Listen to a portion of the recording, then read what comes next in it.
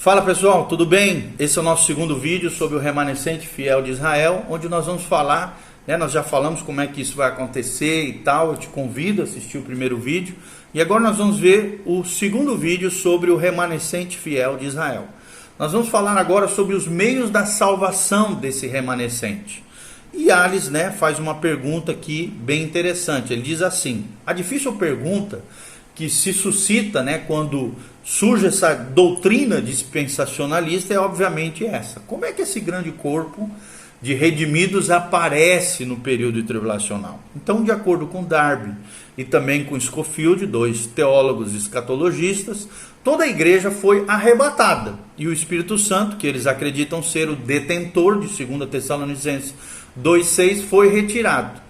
E aí Alice faz a seguinte pergunta: como é que então os santos do período tribulacional serão salvos? Então essa pergunta nós já falamos, já mencionamos em vídeos anteriores, mas é suficiente apresentar a conclusão aqui de que o detentor, obviamente, como nós já falamos em vídeos anteriores, escatológicos aqui, é o Espírito Santo. Nós falamos no vídeo sobre o Espírito Santo da tribulação, você pode assistir aqui no nosso canal, que será tirado pela igreja no arrebatamento. Porém, devemos reconhecer que a Bíblia ensina que o Espírito Santo é onipresente e ele agirá também, ele cessará o ministério específico de habitação no corpo de Cristo, mas isso não significa que ele ficará inativo no período tribulacional. Antes do Pentecoste, o Senhor disse a Nicodemos que um homem deve nascer de novo pelo Espírito, está lá em João capítulo 3. Se era possível alguém experimentar o novo nascimento antes do Espírito Santo começar a habitar no corpo de Cristo, certamente alguém poderá fazer isso também após ele cessar esse ministério de habitação sobre os crentes especificamente. Então devemos lembrar que o ministério de habitação está relacionado à capacitação dos crentes no crescimento cristão, na maturidade, não ao método ou meio de salvação. Mateus 24,14 deixa bem claro que o evangelho será pregado no período tribulacional e esse evangelho será o evangelho do reino, que geralmente se despreza, e é o fato de que na proclamação feita por João Batista, antes dali, na chegada do Messias, o evangelho do reino já havia dois lados distintos dentro da sua mensagem. Nós já falamos um pouquinho sobre isso, vamos só repetir aqui rapidamente. Primeiro, o arrependei-vos, porque está próximo o reino dos céus. Mateus 3,2 menciona isso. Segundo, João 1,29 menciona: eis o Cordeiro de Deus que tira o pecado do mundo. Ou seja, Apocalipse deixa bem claro que a salvação é por meio do sangue de Jesus, do Cordeiro de Deus. Apocalipse 12,11 menciona o seguinte, preste atenção. Diz assim: eles, pois, o venceram por causa do sangue do Cordeiro, e por causa do sangue do Cordeiro, e por causa da palavra do testemunho que deram. E mesmo em face da morte, não amaram a própria vida. E Apocalipse 7,14 diz: são esses os que vêm da grande tribulação, que lavaram suas vestiduras e as alvejaram no sangue do Cordeiro. Ou seja, aqui está falando, biblicamente, de que haverá sim salvação no período tribulacional.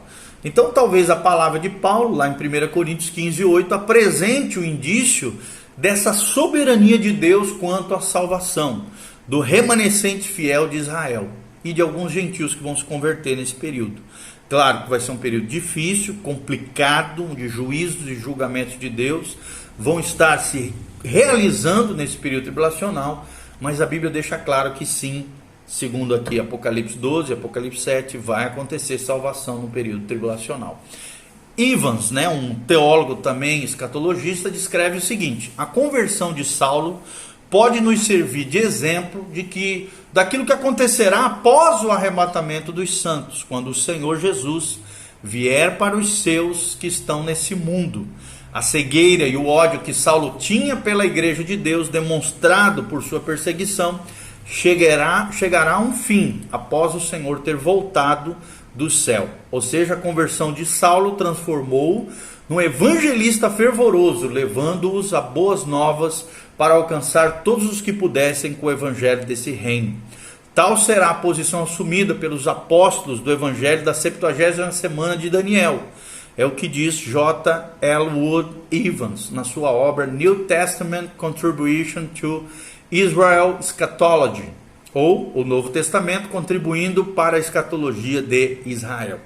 Assim, da mesma forma que Deus chamou o apóstolo Paulo, por meio aqui, pensando em tudo isso que diz Evans, da mesma forma que Deus chamou o apóstolo Paulo aqui por meio de uma revelação divina, também, obviamente, poderá chamar os que serão suas testemunhas durante aquele período tribulacional. Qual vai ser o ministério desse remanescente fiel de Israel que vai passar por esse período tribulacional? Fica óbvio aqui, dentro daquilo que nós estamos falando, e com base principalmente em Apocalipse 12, versículos 11 e 17, que esse remanescente fiel tem a posição de um corpo de testemunhas durante o período tribulacional. O ódio específico de Satanás se deve ao fato de que eles têm o testemunho de Jesus, conforme Apocalipse 12, 17. Ou seja, o Antigo Testamento retrata Israel como uma testemunha de Deus às nações da terra. E Israel foi infiel a esse ministério. Porém, Deus levantará uma testemunha fiel durante a tribulação para cumprir o propósito original para essa nação. Outra coisa muito importante nós destacarmos aqui é a relação dos 144 mil selados aqui como remanescentes de Israel. Quando nós examinamos as profecias do Antigo Testamento, notamos que Deus tem um remanescente dentro do remanescente da nação de Israel. Ou seja, acredita-se que os 144 mil selados de Apocalipse 7 e Apocalipse 14 constituem parte essencial de um remanescente de Israel, separados por um ato soberano de Deus para serem testemunhas especiais durante o período tribulacional. Várias observações são importantes aqui. A primeira é que se o número 144 mil é literal ou figurado, alguns acreditam que eram a representação de um número incontável de israelitas salvos durante a tribulação. Derby, um escatológico aqui, um teólogo escatologista diz o seguinte, errei a palavra, um teólogo escatologista diz o seguinte: o número é simbólico e ele é o número perfeito dos que escapam do remanescente em Israel. Somente Deus pode conhecer o número daqueles que ele sela. É o que fala Kelly, mencionando Derby nas suas obras acerca dos escritos de Derby. Scott também apoia a mesma opinião quando escreve o seguinte: o número dos selados é sem dúvida simbólico e simplesmente denota que Deus apropriou o número certo, mas limitado de Israel para si. É o que fala Scott, um outro teólogo. Isso faria, segundo esses dois teólogos, 144 mil equivaler aos salvos de Israel no período tribulacional. Agora fica claro que muitos dos santos de Israel serão mortos também durante a tribulação. É o que descreve Apocalipse 13, 7 e Apocalipse 24, 20, versículo 4. Enquanto esses 144 mil são selados, evidentemente com a esperança de preservação ao longo desse período. Portanto, o remanescente da nação que está sujeita à morte não pode ser equivalente aos 144 mil que não estão sujeitos à morte e devem ser vistos como uma companhia ou um grupo à parte. Para melhor concluir, com Othman, um outro teólogo, ele diz o seguinte: perder um Israel literal de vista aqui é lançar um véu de escuridão sobre todo esse assunto. E ainda, diz ele também, Othman, nesse grupo selado das 12 tribos, Israel está claro e literalmente diante de nós, não importa o que se diga em contrário, é o que diz Othman. Pensando um pouquinho sobre o que ele fala, já que Israel é literal aqui e as tribos são literais, seria melhor então considerar os números literalmente também. Se esses 144 mil são considerados apenas parte de um remanescente total, a pequenez relativa do número, quanto comparada ao número de gentios salvos de Apocalipse 7, 9, e aqui fala de uma multidão de salvos, não criaria nenhum problema. E se Deus os está separando como testemunhas poderosamente escolhidas, por que não poderia haver então um número específico escolhido? É uma pergunta que surge quando a gente pensa sobre esse assunto. Então devemos lembrar que o remanescente de Romanos 11, 26 não é convertido até o segundo advento de Cristo. E os 144 mil ministram como testemunhas fiéis imediatamente após a igreja ser arrebatada. Então parece que os 144 mil formam sim parte de um remanescente de Israel, mas não o total. Talvez Paulo estivesse comparando-se, com algumas dessas testemunhas ao falar de si mesmo como nascido fora do tempo, lá em 1 Coríntios 15, 8. Scofield, fala aqui, menciona o seguinte: do grego, a palavra aqui é to ektromati, ou seja, fora de tempo. Essa menção de Paulo aqui de 1 Coríntios. Então nessa passagem Paulo pensa sobre si mesmo como um israelita cujo tempo de nascer de novo ainda não tinha chegado da perspectiva nacional. Você pode conferir isso em Mateus 23, 39. E logo a sua conversão pela aparição gloriosa do Senhor, relatado lá em Atos 9, de 3 a 6. Era uma ilustração, ou seja, um exemplo precoce da futura conversão nacional de Israel, mencionada lá em Ezequiel, capítulo 20, 35 a 38. Oséias 2 menciona isso, Zacarias 12, Romanos 11 também menciona isso, de 25 a 27. É o que diz Scofield na sua Reference Bible, ou Bíblia de Estudo Scofield. Então aqui, pensando sobre o que diz Scofield, refletindo um pouquinho sobre isso, nós podemos pensar que eles são as testemunhas consagradas de quem Paulo era um protótipo, um tipo, um símbolo desse remanescente fiel. E como havia grupos especificamente enumerados que foram enviados como testemunhas durante o ministério do Senhor, os 12 e os 70, por exemplo, haverá também um grupo especificamente designado aqui também no período tribulacional. Surge então a dúvida se os 144 mil de Apocalipse 7 e Apocalipse 14 são o mesmo grupo, E alguns acreditam que não, dentre eles Kelly, na sua obra Lectures on the Book of Revelation, ele acha que não, de que não é esse grupo aqui. Ele fala o seguinte, Kelly: um remanescente não simplesmente selado, como servos de Deus, como grupo semelhante das 12 tribos de Israel no capítulo 7, mas levado como uma associação especial com o Cordeiro em Sião, isto é, com o propósito real de Deus em graça. Esses então parecem ser sofredores de Judá. Dá um pouco nesse cachorro. Sofredores de Judá que passam por uma tribulação inigualável, não mencionada aqui com relação a nenhum outro remanescente. É o que fala Kelly na sua obra Lectures on the Book of Revelation. Então, concluindo aqui, pode passar, não tem problema. Concluindo aqui, já que esses estão no Monte Sião, devem ser da tribo de Judá, ou seja, de Israel. Sim, tá? Kelly acredita ainda que esses do capítulo 14 passaram por toda a tribulação e aqueles do capítulo 7 não o fizeram. É comum então afirmarmos aqui que o grupo do capítulo 7 está na terra, ao passo que esses estão no céu, fazendo assim do Monte Sião e da cidade celestial a Nova Jerusalém. Os do capítulo 14 são identificados como o Cordeiro e os do capítulo 7 não são.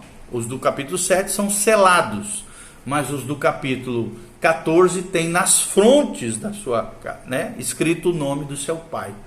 Ou seja, a hora da aparição dos dois argumenta-se é diferente. No entanto, não há nada definitivo nesses argumentos. Não há nenhuma prova de que os 144 mil do capítulo 14 sejam de Judá, já que é melhor considerar o Monte Sião como o Monte Sião aqui literal, do capítulo 14 de Apocalipse. Esses não precisam ser exclusivamente de Judá. Além disso, os 144 mil do capítulo 14 não precisam ser situados no céu. O nome de seu pai do capítulo 14 pode ser simplesmente uma explicação adicional ao selo do capítulo 7. O fato de que um grupo do capítulo 14 de Apocalipse é mencionado sem artigo, usado por alguns como argumento a favor de sua distinção do capítulo 7, não é determinante, ok? Ou seja, no capítulo 7, os 144 mil são selados por Deus, separados para um ministério especial antes do início da grande tribulação. E eles parecem aqui ser selados bem no começo desse período. Com toda a probabilidade, nós podemos afirmar que a multidão dos gentios, descritas aqui na passagem que se segue, né, de Apocalipse 7, de 9 a 17, alcançou conhecimento da salvação por meio do ministério desse grupo dos 144 mil selados. Já no capítulo 14, o mesmo grupo é retratado no término da tribulação, quando foi previsto a seu respeito lá em Zacarias 14, versículo 4.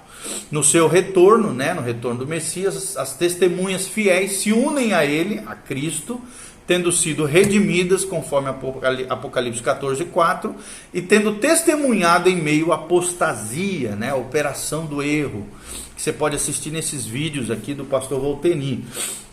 Apocalipse 14 menciona isso, e eles são chamados primícias para Deus e para o Cordeiro, ou seja, esse remanescente fiel, de Apocalipse 14, versículo 4. Então, são o melhor da colheita do período tribulacional, aqueles que chegaram ao milênio para povoar a terra milenar, enquanto os julgamentos são derramados sobre a Babilônia, em Apocalipse 14, 8, sobre a besta, em Apocalipse 14, 9, e sobre os gentios, em Apocalipse 14, 14, e sobre o Israel infiel, em Apocalipse 14, 18. Esses 144 mil, preste atenção, permanecem preservados em meio a todos os sofrimentos da terra e logo devem ser as primícias daquele período, ok?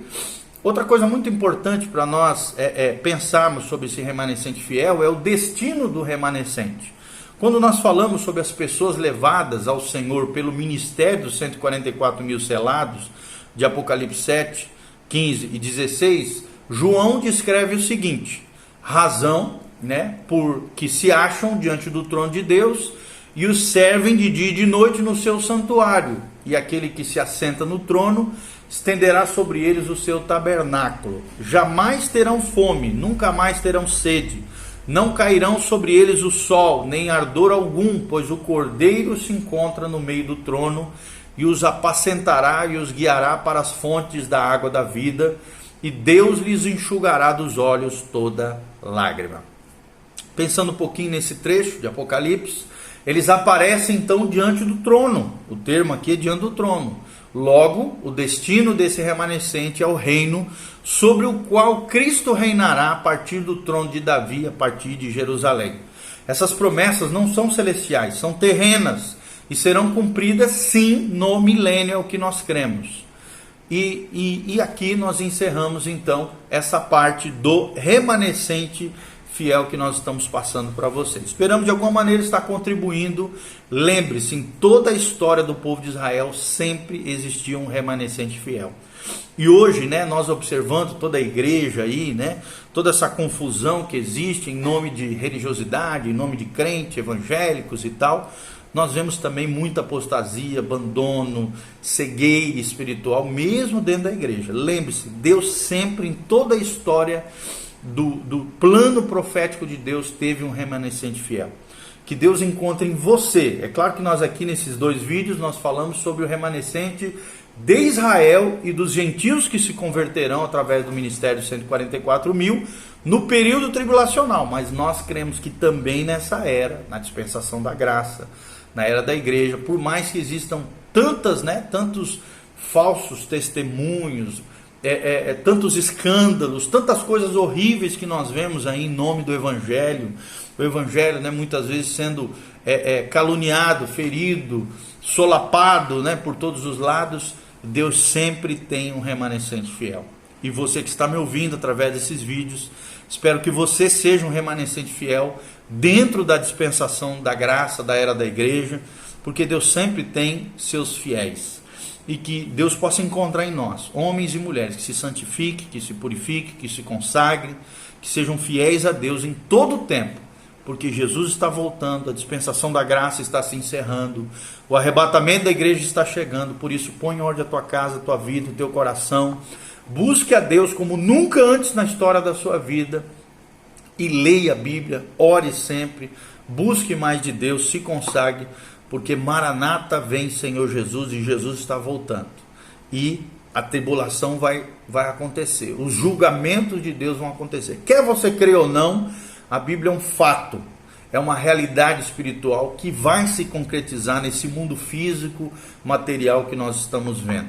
Está aí o coronavírus para mostrar, né? O povo apavorado, o mundo paralisado, os juízos de Deus já se acercando, os sinais aparecendo para a volta do Messias. Então, coloque em ordem a tua casa, a tua vida, que Deus te abençoe, te prepare, te consagre, e que você seja uma virgem prudente, consagrada, santificada diante do Senhor, aguardando a vinda do noivo, a vinda de Jesus, o arrebatamento da igreja. Amém? Siga-nos nas redes sociais, clica no link aqui debaixo do YouTube. Também te convido a acessar o nosso site da Igreja Batista Betel, www.betelonline.com.br. Tem o link aqui também no nosso canal do YouTube. Lá você vai assistir todas as ministrações do pastor Giovanni, do pastor Volteinino, dos demais pastores da Igreja Batista Betel. Nós temos ministrações, nós estamos colocando toda a nossa coleção, nossa biblioteca de vídeos disponíveis para você no site da Betel. Então é só clicar lá e você vai ser tremendamente abençoado por Deus e aprender coisas maravilhosas à luz da palavra de Deus. Amém? Deus os abençoe, a graça e a paz de Jesus esteja sobre você, sobre a tua casa, sobre a tua família, em nome de Jesus. Amém e amém. Um abraço, Deus os abençoe. Amém.